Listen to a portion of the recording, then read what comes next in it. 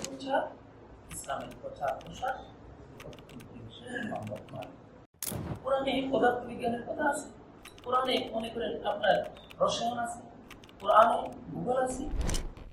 আসসালামু আলাইকুম ওয়া রাহমাতুল্লাহি ওয়া বারাকাতুহু। ইন্নাল হামদুলিল্লাহ ওয়াস সালাতু ওয়াস সালামু আলা রাসূলিল্লাহ ওয়া আলা আলিহি ওয়া আসহাবিহি আজমাইন ওয়া বা'দ। মহান আল্লাহ তাআলার শুকরিয়া আদায় করছি। আল্লাহ তাআলা আমাদেরকে কিছু সময় দিনের কিছু আলোচনা করার তৌফিক দিয়েছেন, সেজন্য আলহামদুলিল্লাহ। আমরা সবাই জানি যে আমরা বিশ্ববিদ্যালয়ের জীবনে কিভাবে আমরা নিজের ঈমানকে হেফাজতে রাখতে পারি, কিভাবে ইসলামের পথে চলতে পারি, কিভাবে রাসূলুল্লাহ সাল্লাল্লাহু আলাইহি ওয়াসাল্লামের বাক্যে দেওয়া পদ্ধতি সুন্নাহ ভিত্তিক জীবন গঠন করতে পারি। এটা আমাদের কাছে অনেক শিক্ষার্থীদের জিজ্ঞাসা থাকে। তো এক্ষেত্রে আমরা যে সাজেশন করব, আপনারা জানেন যে কত প্রতিকূল পরিবেশ ছিল মক্কার পরিবেশ। যখন রাসূলুল্লাহ সাল্লাল্লাহু আলাইহি ওয়াসাল্লাম এই পৃথিবীতে আগমন করেন, তখন মক্কার পরিবেশ কেমন ছিল? সেখানে কন্যা সন্তান হলে জীবন্ত কবর দেওয়া, সেখানে মানুষের সম্পদের কোনো নিরাপত্তা ছিল না। ব্যবসায়ীরা যখন ব্যবসা কোনো জিনিস বিক্রয় করতে যেত, জোরপূর্বক তার মালামাল অন্যরা নিয়ে নিত। এই যে এটা বিশৃঙ্খল পরিস্থিতি, যেটাকে ইতিহাসের পরিভাষায় বলা হয় আইয়ামে জাহিলিয়া বা অন্ধকার, সেই যুগটা প্রতিকূল ছিল না, অনুকূল ছিল, প্রতিকূল ছিল। সেই প্রতিকূল পরিবেশে আমাদের নবী বিশ্বনবী মুহাম্মদ রাসূলুল্লাহ সাল্লাল্লাহু আলাইহি ওয়াসাল্লাম কিভাবে দিনের দাওয়াত দিয়েছেন, রাসূলুল্লাহ সাল্লাল্লাহু আলাইহি ওয়াসাল্লাম কিভাবে দাওয়াত দিলেন, যে দাওয়াতের বদৌলতে দেখেন মাত্র 40 বছর বয়সে তিনি নবুয়ত প্রাপ্ত হলেন। 13 বছর মক্কি জীবন বলা হয়, সেখানে প্রায় 7 শতাধিক মুসলমান ইসলাম গ্রহণ করেন। কিন্তু এই 13 বছরের পরিশ্রমে মাদানী জীবন কি হলো? এটা ইসলামিক রাষ্ট্র ব্যবস্থা প্রতিষ্ঠিত হয়ে গেল। সেটা কিভাবে সম্ভব? সেই প্রতিকূল পরিবেশে রাসূলুল্লাহ সাল্লাল্লাহু আলাইহি ওয়াসাল্লামের কর্মসূচি কি ছিল? আপনারা জানেন, যখন রাসূলুল্লাহ সাল্লাল্লাহু আলাইহি ওয়াসাল্লাম আল্লাহর পক্ষ থেকে ওহী প্রাপ্ত হলেন, হেরা গুহায় যখন তিনি ধ্যানমগ্ন থাকতেন, খাবার দাবার নিয়ে যেতেন, তিনি চিন্তা করছিলেন, আল্লাহর কাছে প্রত্যাশা করছিলেন যে আল্লাহ, এই যে নির্যাতিত মানুষকে আমি কিভাবে নির্যাতিত মানুষের পাশে কিভাবে দাঁড়াবো, কিভাবে মানুষকে হেদায়েতের সুমহান বাণী শুনিয়ে তাদেরকে আপনার প্রতি আল্লাহর প্রতি আমি নিয়ে আসবো, যাতে করে তারা জান্নাতি হতে পারে। এই দুনিয়ার জীবন অস্থায়ী জীবন, আমরা জানি। সেই জীবন থেকে চিরস্থায়ী জান্নাতের কিভাবে বাসিন্দা হতে পারে, সেই চিন্তায় যখন তিনি ধ্যানে মগ্ন ছিলেন, উনি নাযিল তাহলে বুঝা গেল যে পড়ো তোমার রবের নামে যিনি সৃষ্টি করেছেন।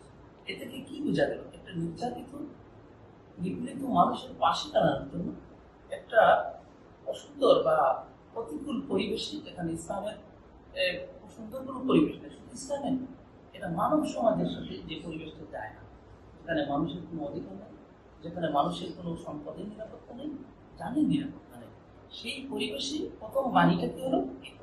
পাঠ করা, রবের নাম। তাহলে বোঝা গেল আমরা যে পরিবেশেই যত প্রতিকূল পরিবেশ থাকি না কেন, সেই প্রতিকূল পরিবেশকে অনুকূলে নিয়ে আসার জন্য আমাদের প্রথম কাজ হবে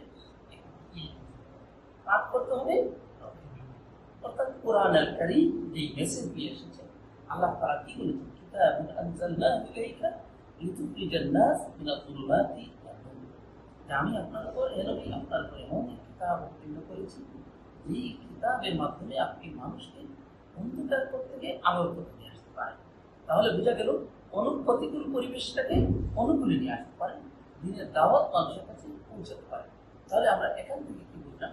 যে আপনি আমি যত প্রতিকূল পরিবেশে থাকি না কেন, সেখানে প্রথম কাজটা হলো আমরা রবের নামে আমাদের পাঠ করতে হবে।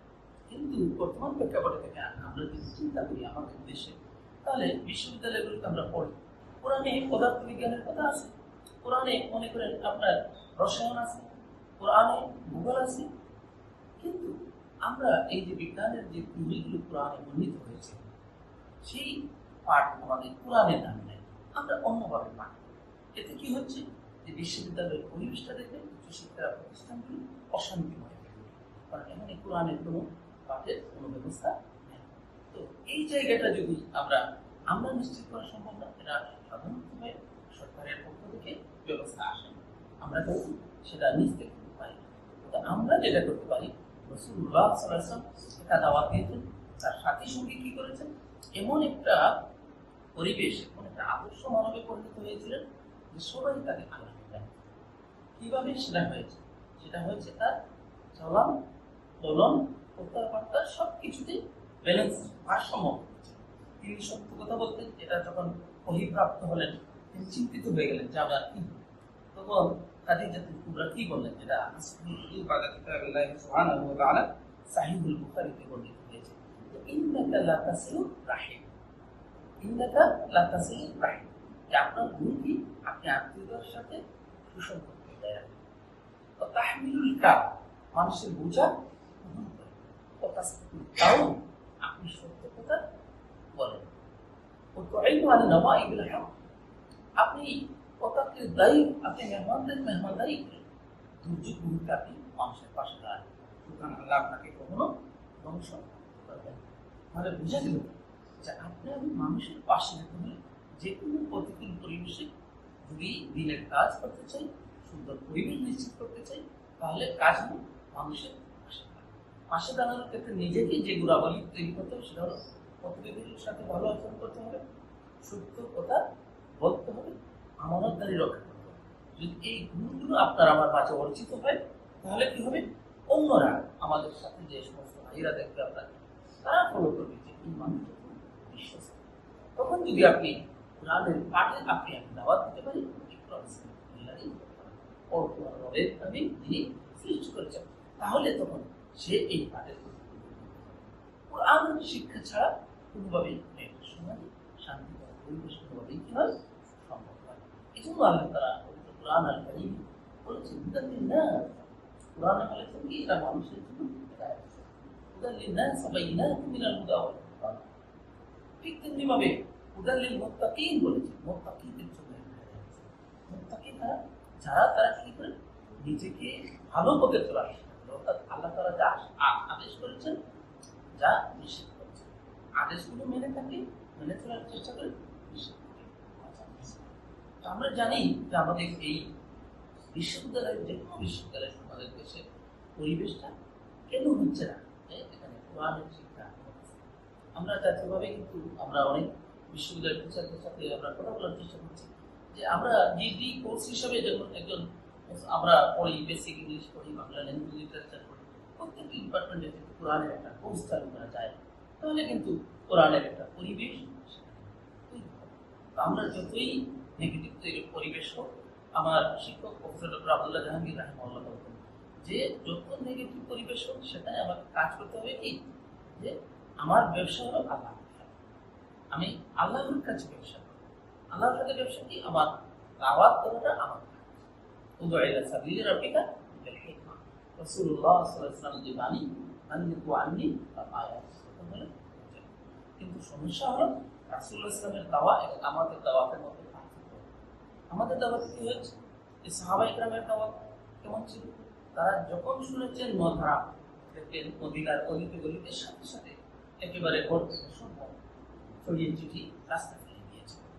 কিন্তু আমরা কি, আমরা ভালো কথা বলি, কাজে করি না, আমরা সত্য কথা বলি না, আমরা নিজেরা মানুষের সাথে লেনদেন থাকতে পারি না, আমরা অন্যের কল্যাণ কামনা করি না, প্রতিবেশীর হক আদায় করি না।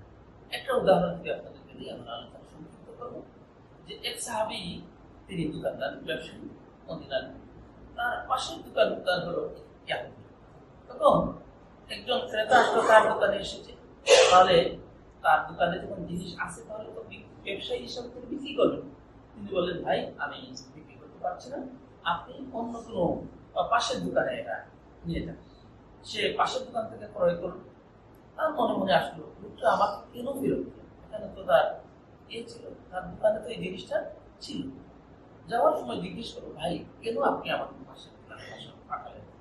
তখন ওই সাহাবী উত্তর দিলেন, ভাই আমার পাশের দোকানদার ইহুদি, আমার যে পরিমাণ বিক্রি হওয়ার কথা আজকে প্রয়োজন, সেটা আমার পূরণ হয়ে গেছে।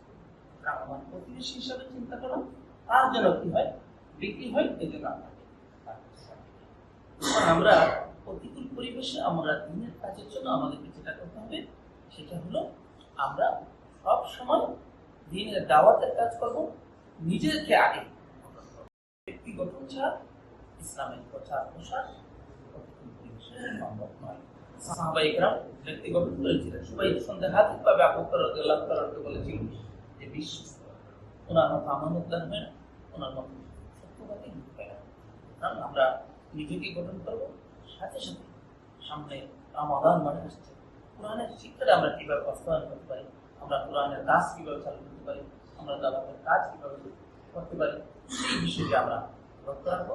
আল্লাহ তাআলা আমাদেরকে দাওয়াতের কাজে সম্পৃক্ত হওয়ার তৌফিক দান করুন। এখানেই আমার কথা শেষ করলাম। আসসালামু আলাইকুম ওয়া রাহমাতুল্লাহি ওয়া বারাকাতুহু।